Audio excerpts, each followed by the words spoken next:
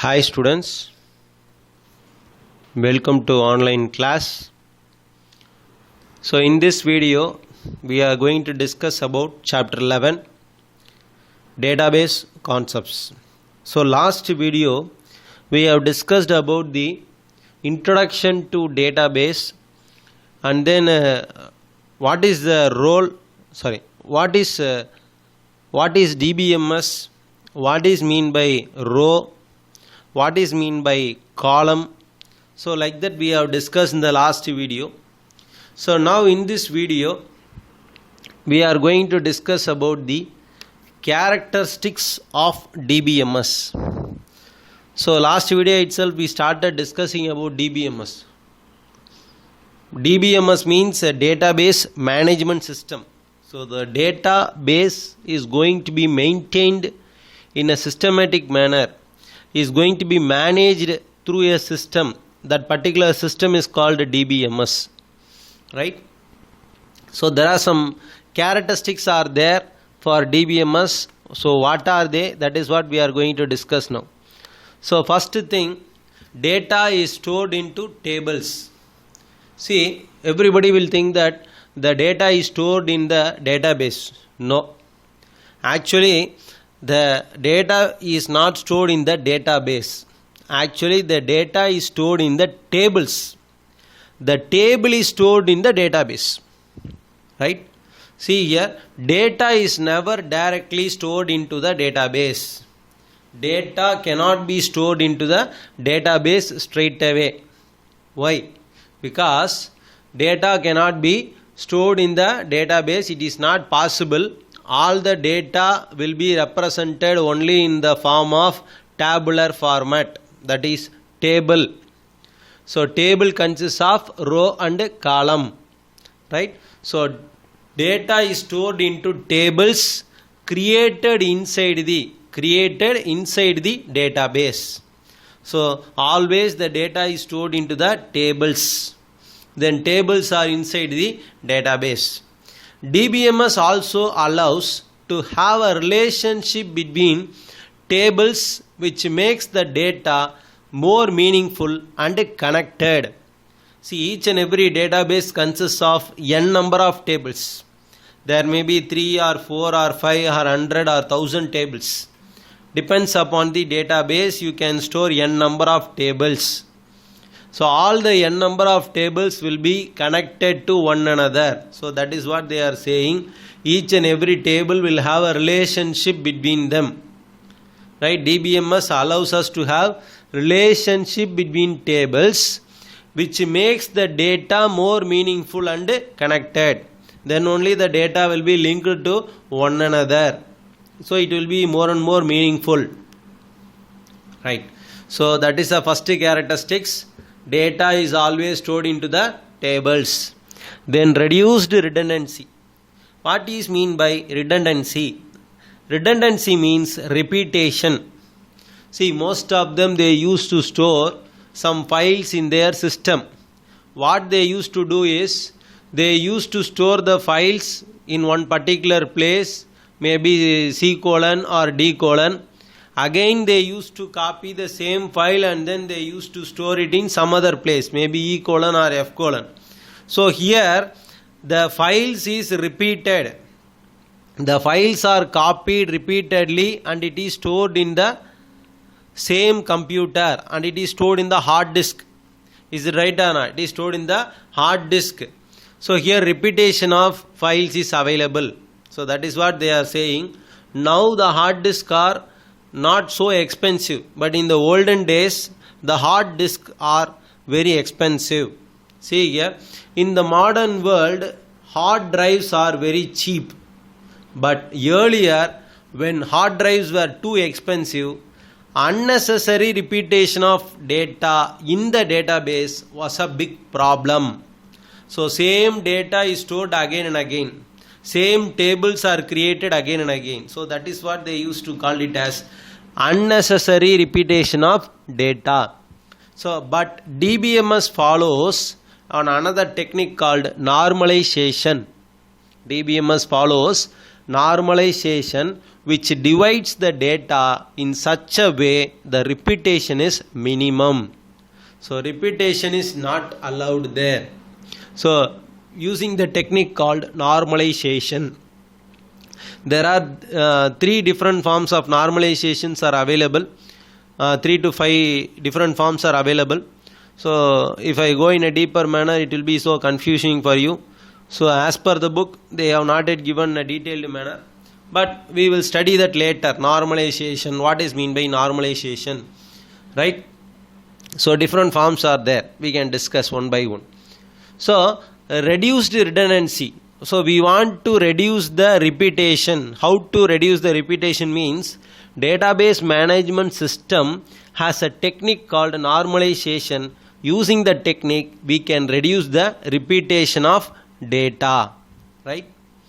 Can you understand, students? Right. Now we are going for a data consistency. What is mean by data consistency? See, the live data. On live data, it is being continuously updated and added. Maintaining the consistency of data can become a challenge. I can give a best example. For example, most of you are seeing the cricket or kabaddi, like that, any some other game, maybe live game they used to watch. Instead of they are watching in the TV, if they are going outside, they used to watch through the internet. But some of them, they used to not go for video, they used to go for the cricket score, cricket bus. Right? Cricket bus. They used to see ball by ball. What happened by ball by ball. So 2020, like that they used to see. So at the time you can see each and every ball, what is the run the batsman had took, like that they used to give the live data. So what is happening in that particular playground. So what are all the things happening there? What is the commentary they are giving? So like that everything they used to update. So everything is updated there, everything is added there. So they used to maintain the consistency. It is a very big challenge. But the DBMS handles it by itself. It is used to handle the data consistency in a perfect manner. We can maintain the data consistency. Right. Then support multiple user and concurrent access. So already I told you the best example. So you are trying to download the songs in one particular website, maybe Raga or some other websites, whatever the websites it may be, Mastamilan, or they used to download songs, wallpapers, videos, films.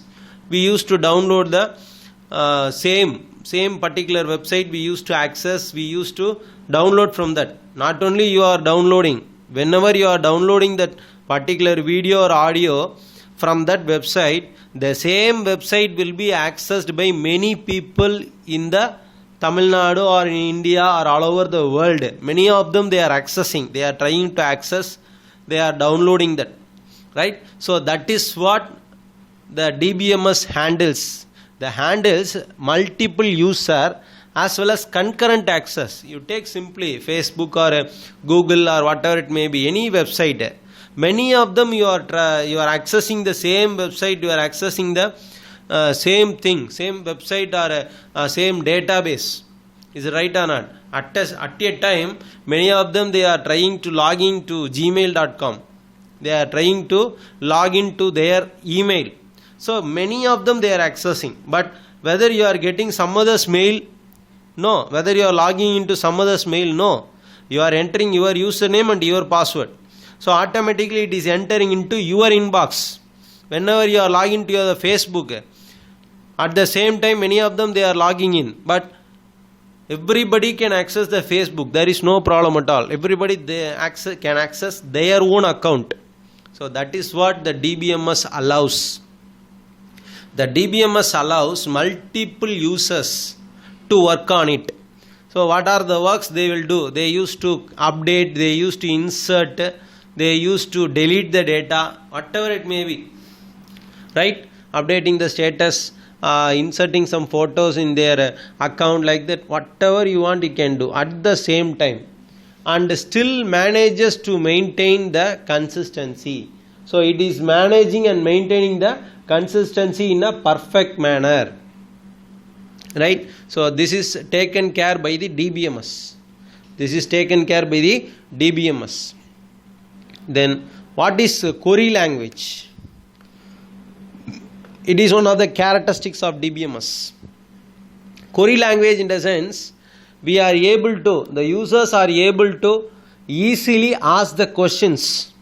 Questions in the sense, they want to fetch a particular data, they want to insert one data, they want to delete one data from the database. So everything can be done. See here, database management system provides users with a simple query language, using which data can be easily fetched, inserted, deleted and updated in the database. So everything can be done, that is fetching in the sense retrieving the data. Inserting means you are going to add some data, new data. Deleting the existing data, doing some modifications in the existing data. So all these things can be done through the query language, right? So then security. So that we know already. Last video itself we discussed it. DBMS provides protection and security to the database. Is it right or not? So the DBMS also takes care of the security of the data. It is protecting the data from unauthorized access. Unauthorized access means unknown persons cannot access the database, because that much of security is available for the data. So it will protect the data as well as it will secure the data. Protect in the sense it protects from the virus, or it protects from the hackers. So that is providing protection, right? As well as the unauthorized persons, right? Unauthorized persons means the persons who is not known or who is not related to the database, they cannot access, right? So in a typical DBMS, we can create user account with different access permissions, using which we can easily secure our data by restricting the user access. Very simple thing. For example, you are having a password for your computer or your laptop. So there are two persons are there. One of them is called administrator, and another person is called guest. Is it right or not? So everybody cannot access your computer. For example, if you have a password, if you have a security key, so nobody can access. If they know the password, they can access your system. Up to that, they cannot access. Is it right or not? So you are securing the data by restricting the user access. So we are restricting the user. For example, you take a computer science lab. There are two users are there. One is called student and another one is called administrator. So when you go to the administrator, so you cannot log in because it asks the password. But when you go for the user, student, you can open the student login and then you can work with the system. You can work with the files and applications. You cannot uninstall an application. Like that, you cannot do all the things whatever you like. So that is what they used to call restriction. So like that in DBMS also, if you have many users, each and every user can have limited access. Everybody cannot access all the places, all the data. So like that we can restrict the user access. Then DBMS supports transactions.